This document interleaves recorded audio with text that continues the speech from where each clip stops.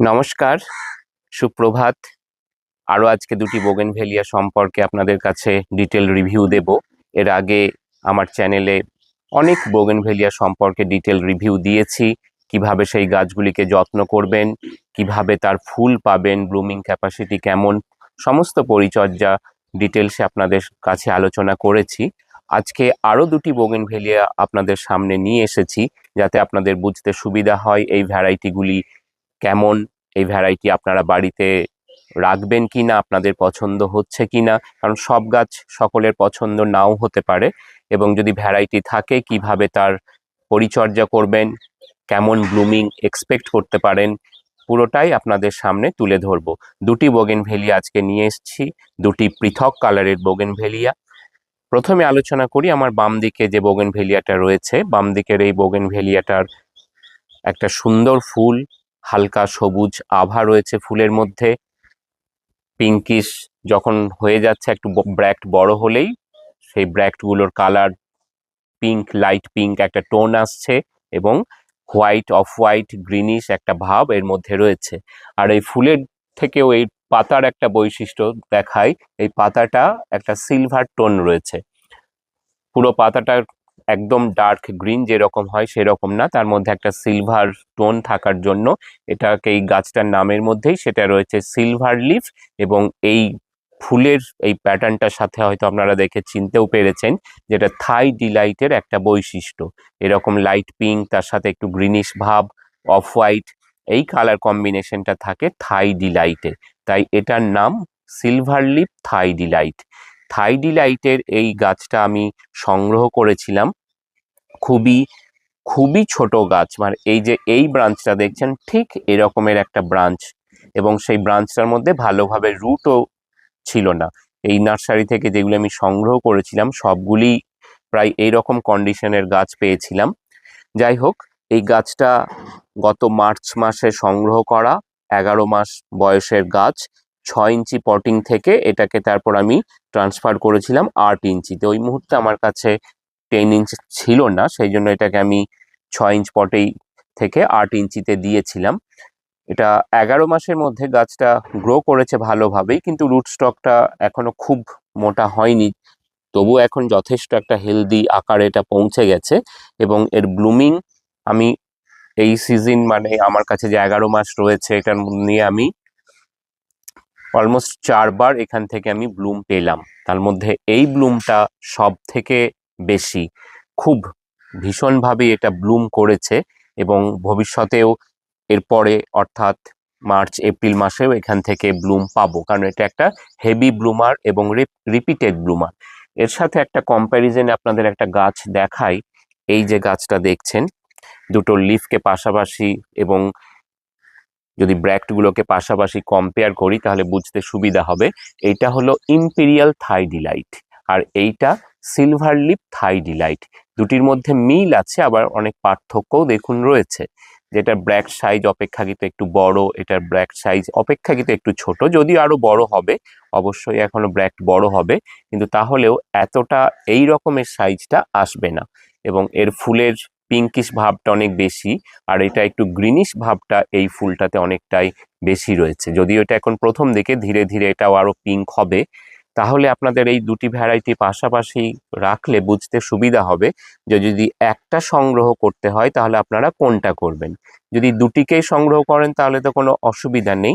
একটা যদি সংগ্রহ করতে চান তাহলে আপনাদের যেটা সুবিধা, যেটা আপনাদের পছন্দসই, সেটা আপনারা, যেহেতু পছন্দ নিজের ব্যাপার, তাই নিজের পছন্দ অনুযায়ী করবেন। এটার ক্ষেত্রে আমার কোনো আলাদা করে রেকমেন্ডেশন নেই যে আপনি সিলভার লিপ থাই ডিলাইট নিন বা ইম্পেরিয়াল থাই ডিলাইট নিন।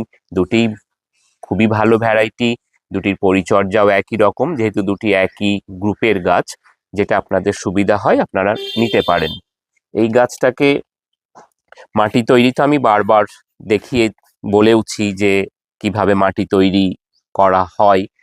6 ইঞ্চ পটে থেকে আমি দেখিয়ে দেবো ডিটেলড, খুব 2-1 দিনের মধ্যেই যে ভিডিওটি আমি আপনাদের সামনে উপস্থাপন করব 6 ইঞ্চি পটিং কিভাবে করা হয়। সেই 6 ইঞ্চি মাটি থেকে যখন এটা 8 ইঞ্চি দিয়েছিলাম, তার মধ্যে যা কিছু ছিল সব পুরোটাই অর্গানিক ম্যাটার। এর মধ্যে রয়েছে মিক্সড ফার্টিলাইজার, আছে নিম কেক এবং ভার্মি কম্পোস্ট বা গোবর সার। আমি দুটোই ব্যবহার করি যেহেতু আমার এখানে গোবর সার অ্যাভেলেবেল, এবং এটাকে প্রচুর পরিমাণে মাস্টার্ড কেক ফার্টিলাইজার অ্যাপ্লাই করেছি। আজকে সেই গাছ দেখুন, একদম একটা সরু ডাল থেকে কোন আকারে এই গাছটা পৌঁছেছে। এটাকে 10 ইঞ্চ পটে থাকলে অবশ্যই এটা আরো একটু গ্রোথ বেশি হতো, কিন্তু এখনো যেটা আছে এটা কম নয়। এরপর নেক্সট এটাকে আমি 10 ইঞ্চ পটে শিফট করব। তাহলে আপনাদের যদি এই দুটি থাই ডিলাইট দেখালাম, যে ভ্যারাইটি আপনাদের পছন্দ অবশ্যই সিলেক্ট করতে পারেন। নিঃসন্দেহে খুব একটা ভ্যারিগেশন পাবেন ফুলের মধ্যে, খুব সুন্দর ফুল। আর সিলভার লিফ এটা সব গাছের তো থাকে না, এই লিফটাই একটা অন্যরকম বৈশিষ্ট্য, লিফটাও দেখতে খুব সুন্দর দেখায়। এবার আসি দ্বিতীয় গাছটির ভ্যারাইটিতে, যেটা আমাদের রয়েছে দ্বিতীয় ভ্যারাইটি। ডান পাশে এটা দেখতে পাচ্ছেন, এই যে গাছ ডান পাশে দেখছেন আর বাম পাশে দুটি গাছই কিন্তু একসাথে একই দিনে নেওয়া, একই দিনে আমার বাড়িতে পৌঁছেছিল আজ থেকে 11 মাস আগে। এই গাছটাও একটা রুটেড গাছ। সিলভার লিফ থাই ডিলাইট যেটা ছিল এটা আমি বলতে ভুলে গেছি, এটাও রুটেড গাছ, এটাও রুটেড গাছ। আর ডান পাশে যে ভ্যারাইটি রয়েছে এটাও রুটেড গাছ। এই ভ্যারাইটির নাম কিমপুই।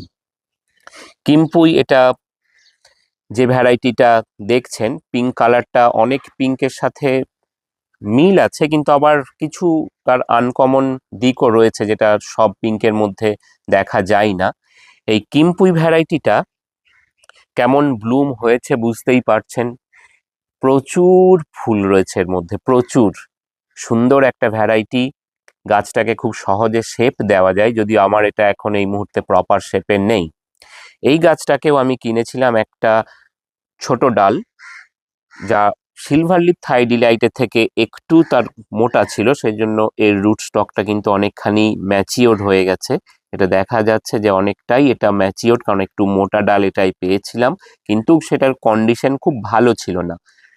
একেবারেই একটা ব্যাঁকা ডাল ছিল, সেই ব্যাঁকা পার্টটাকে পুরোটাই আমি মাটির মধ্যে দিয়ে দিয়েছিলাম, অর্থাৎ গাছটা বলতে পারেন নিচে অনেকটা শুয়ে আছে, এটা এমনভাবেই যে ডালটা আমি পেয়েছিলাম। সেই গাছটা থেকে আজকে যে তারপর ভার্টিক্যালি যেটুকু অংশ ছিল গ্রোথ হতে হতে আজকে 11 মাসে এই অবস্থায় পৌঁছেছে। পটিং সেম, ফার্স্ট 6 ইঞ্চ পট, তারপর সময় মতো 3 থেকে 4 মাস সেখানে পরিচর্যার পর এটাকে 8 ইঞ্চ পটে এটাও শিফট করেছিলাম। এটা 8 ইঞ্চ পটেই রয়েছে, কারণ এই দুটি একই সাথে বললাম আপনাদের গাছ দুটি আনা, তখন আমার কাছে 10 ইঞ্চ পট অ্যাভেলেবেল ছিল না যখন শিফট করি, তাই দুটোকেই 8 ইঞ্চ পটে দিয়েছিলাম।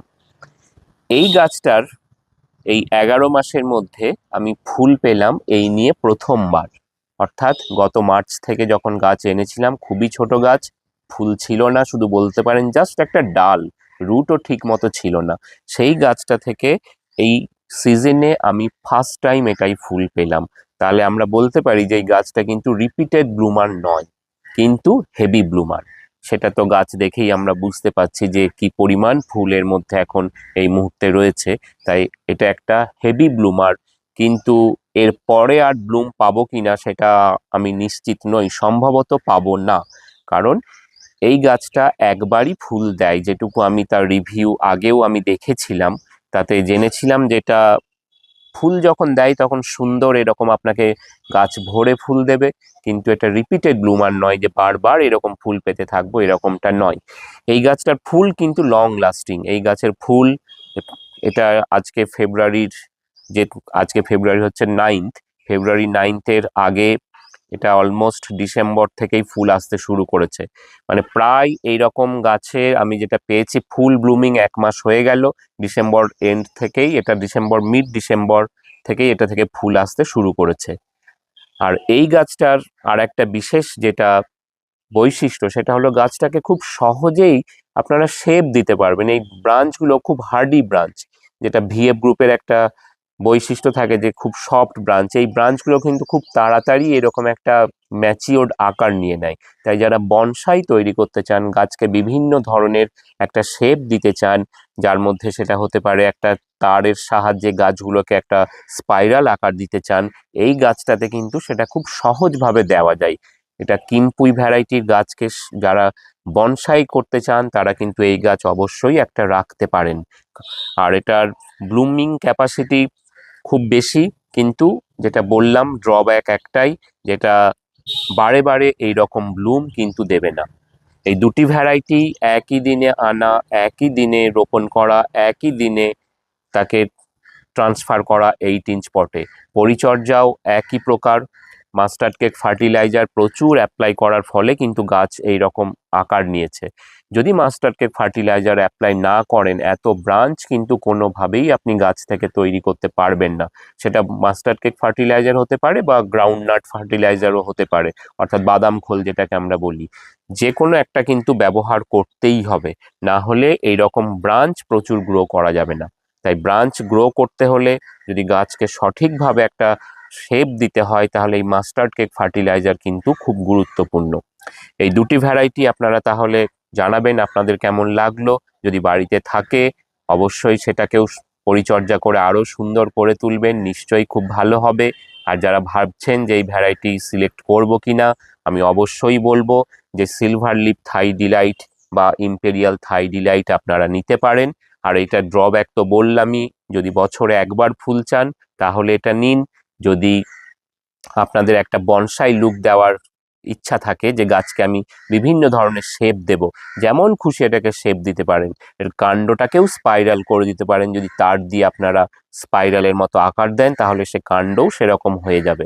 তাই যদি সেরকম চান তাহলে অবশ্যই কিম্পুই ভ্যারাইটিকে সিলেক্ট করতে পারেন। দুটির মধ্যে রোগ প্রকার সংক্রমণ কিন্তু সেরকম কিছু নেই, ফাঙ্গাসও সেরকম কিছু নেই। এর লিফের মধ্যে কোনো সংক্রমণ বা কোনো রকম কোনো অ্যাটাক এই গাছ দুটিতেই নেই। তাই সেই দিক থেকে বলতে পারি দুটি গাছই খুবই হার্ডি প্ল্যান্ট। সারা বছর রোদ বৃষ্টি বাইরে থাকলেও কোনো অসুবিধা হবে না। আজকের এই আপনাদের দুটির রিভিউ যদি আপনাদের ভালো লাগে, তাহলে শুভমম গার্ডেন চ্যানেলটিকে সাবস্ক্রাইব করবেন অনুরোধ করলাম। আজকের ভিডিও শেষ পর্যন্ত দেখার জন্য আপনাদেরকে অনেক ধন্যবাদ জানাই।